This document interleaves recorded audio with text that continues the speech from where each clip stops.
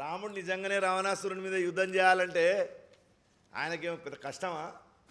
అజిత్ దోవల్ని పిలిచేసి మన త్రివిధి దళాలను రెడీ చేయమని చెప్పేసి వెంటనే మనకు కావలసినటువంటి మిగ్గులు మిగతా ఫైట్ జెట్లు ఏవైతే ఉన్నాయో అన్నీ తీసుకొని ఒక్కసారి ఎంత లంక అది పిడికేడు లంక పిండితే పిసుకుతే పోతుంది అది.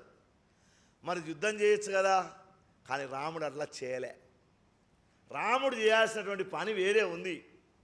ఆ పని కోసం ఉత్తరప్రదేశ్లో ఉన్నటువంటి అయోధ్య నుంచి ప్రయాణం మొదలుపెట్టి అదిగో ఇప్పుడు మనం అనుకుంటున్నటువంటి శ్రీలంకనో ఇంకా మధ్యలో ఉన్నదో ఏడున్నదో ఆ లంక, అక్కడ వరకు ప్రయాణం చేసి పోతూ పోతూ మనందరినీ కలిసి తెలుగు వాళ్ళని కలిసి ఏ ఊరు పోతే ఆ ఊరిలో ఏ ఊరు చూసినా రాఘవాపూర్ ఎందుకు వచ్చిందా ఈ ఊరి పేరు అంటే మా ఊరిలో రాముడు నిద్ర చేసిండు, సీతమ్మ పాదాలు, రాముని పాదాలు, రామ గుండం, ఓ తన చిన్న గుండం ఉంటే దానికి రాముని పేరు చెప్తారు, రాముని పేరు పెడతారు. రామలింగేశ్వరుడు ఆయన రామేశ్వరంలో స్థాపించాడు కాబట్టి మా ఊరున్న లింగాన్ని కూడా రామలింగేశ్వరుడు.